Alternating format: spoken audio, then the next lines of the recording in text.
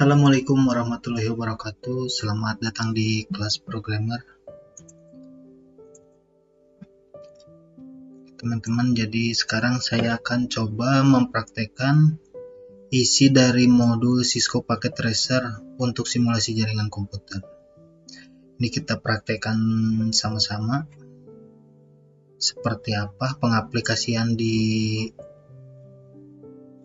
aplikasi Cisco Packet Tracer. Oke, ini saya kecilkan supaya kita bisa lihat isi dari modul, dan kita buka aplikasi Cisco Packet Tracer Student. Buat teman-teman yang belum punya, silahkan bisa download terlebih dahulu aplikasinya, ada banyak di Google. Nah, ini tampilan awal dari Cisco Packet Tracer Student. Oke teman-teman, kita masuk ke modulnya. Sini ada daftar isi. Nanti teman-teman bisa baca sendiri. Ada daftar gambar juga, pendahuluan.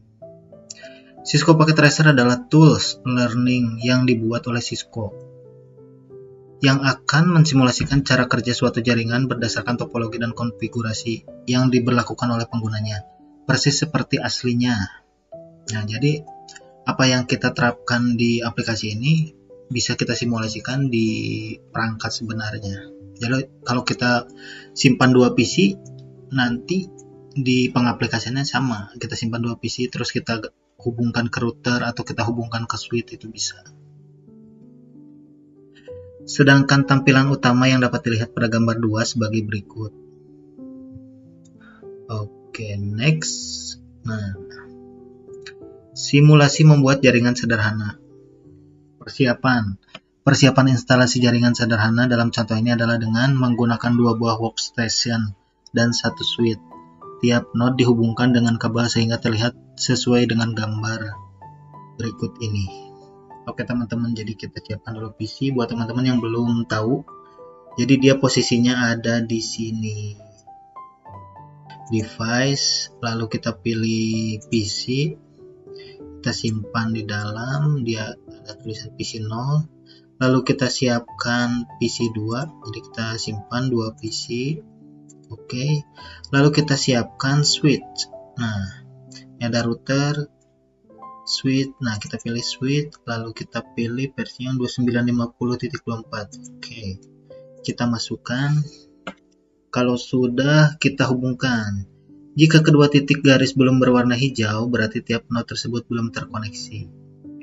Nah, connection ini adalah jenis-jenis kabel, ada banyak di sini, cuman kita gunakan yang otomatis supaya dia memilihkan kabel yang cocok. Oke, kalau sudah kita hubungkan, lalu kita hubungkan juga dari PC 1 ke switch. Nah, lalu lakukan konfigurasi IP address host PC 0 dengan cara double klik pada PC 0. Selanjutnya klik tab desktop. Nah, jadi di sini perintahnya kita harus mengisi IP dengan IP statik. Nah, lakukan konfigurasi pada workstation sebagai berikut. Oke, kita masuk ke PC 0 dulu. Nah, di PC 0 ini kita masuk ke desktop. Baru kita masuk ke IP configuration. Di sini kita pilih yang static. Lalu kita masukkan IP-nya sesuai modul 192.168.123.1. Oke, di subnet mask ini kita klik saja, dia otomatis mengisi. Kalau teman-teman subnet masknya ini manual, silakan diketik saja 255.255.255.0. Oke, nanti kita jelaskan tersendiri. Kalau sudah kita close, oke, kita close juga.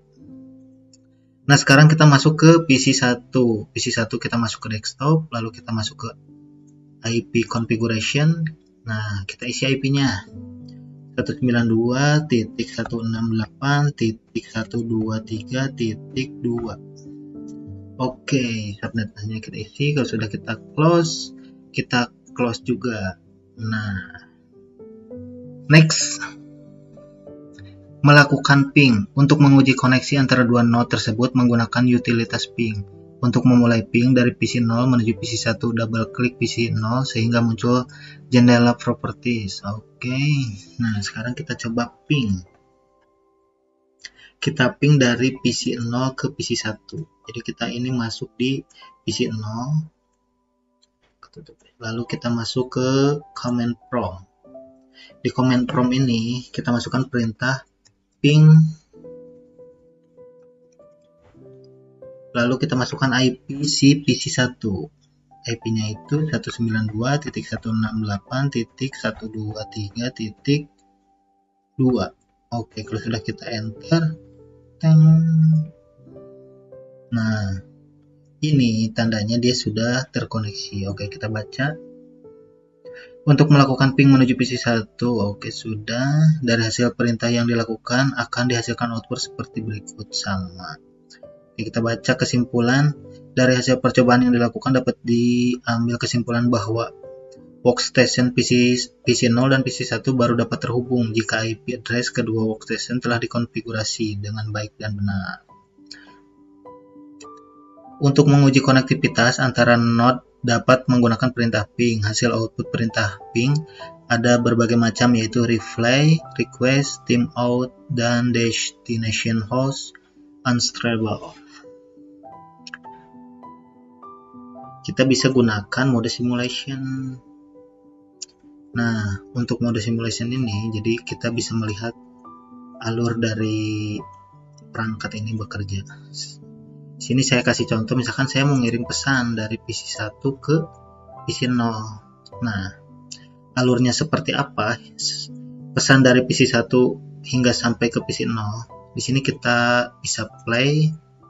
Nah, jadi PC 1 mengirimkan pesan melalui switch. Dari switch, pesan akan diteruskan ke PC 0. Setelah pesan diterima dari PC 0, dia akan mengembalikan pesan ke switch. Dari switch ini dikembalikan lagi ke PC 1. Bahwa pesan telah diterima. Oke teman-teman, jadi itu fungsi dari simulation. Silakan teman-teman bisa coba sendiri. Simulasi membuat jaringan nirkabel sederhana.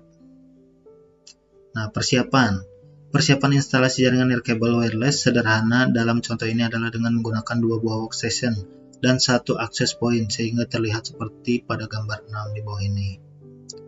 Oke, silakan teman-teman bisa baca perintahnya kalau bingung.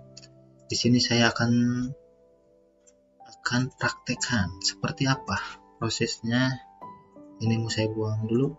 Nah, kita perlu 2 PC dan 1 access point. Jadi kita masukkan dulu access point. Kita pilih yang wireless device, lalu kita pilih generic ini. Oke, kita sekarang sudah punya access point. Tinggal kita hubungkan. Nah, untuk menghubungkannya bagaimana? Jadi sistemnya ini sistem wireless atau WiFi. Nih di sini ada perintahnya. Silakan teman-teman bisa baca. Kalau saya sudah baca, jadi tinggal saya praktekkan saja. Nah, jadi kita masuk ke PC 0. Dari PC 0 ini kita masuk ke physical. Physical itu perangkatnya gitu. Physical, perangkat sebenarnya. Jadi langkah-langkahnya itu kita matikan dulu PC-nya, lalu kita lepas ini dia port untuk LAN. Nah, port untuk LAN ini kita ganti dengan wireless. Nah, teman-teman bisa lihat di sini dia adalah gambar wireless. Nah, ini kita masukkan. Kalau sudah kita nyalakan kembali komputernya. Kalau sudah kita close, nah dia sudah terhubung. Kalau ada garis-garis seperti ini, itu tandanya PC 0 sudah terhubung ke access point. Nah, tinggal PC 1. Langkah-langkahnya sama. Kita masuk ke physical, kita matikan dulu komputernya, lalu kita lepas.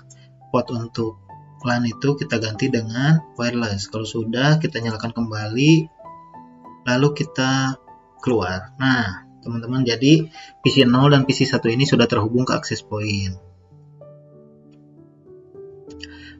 Untuk menguji koneksi antara dua node tersebut menggunakan utilitas ping. Untuk memulai ping dari PC 0 menuju PC 1, double klik. Oke. Nah, sekarang kita coba ping dari PC 0 ke PC 1. kita masuk ke PC 0, lalu kita masuk ke desktop, kita masuk ke command prompt. Nah, sekarang kita ping tadi IP dari PC 1 itu 192.168.123.2. Oke, kalau sudah kita enter, dia masih loading. Request time out. Nah, request time out, gagal terhubung. Oke, kita keluar dulu, coba kita cek si IP dari PC 0. Nah, ternyata dia dapat IP DHCP. Jadi DHCP ini dia otomatis. Jadi si access point ini memberikan IP otomatis ke PC 1. Nah, karena kita sedang belajar, coba kita rubah dulu IP-nya ke static atau manual. Kita kasih IP 192.168.123.1. Oke, kita close. Nah, PC 1 kita kasih IP juga. Kita masuk ke desktop, IP configuration, kita pilih static. Kita kasih IP-nya 192.168.123.2. Oke, kalau sudah kita keluar. Nah, kita coba ping lagi dari PC 0 ke PC 1. Perintahnya kita masukkan ping, lalu kita masukkan IP-nya 192.168.123.2. Oke, kalau sudah kita enter. Nah, reply from 192.168.123.2. Bytes 32 time 33 millisecond, TTL 128. Oke, kita sudah berhasil terhubung antara PC 0 dan PC 1.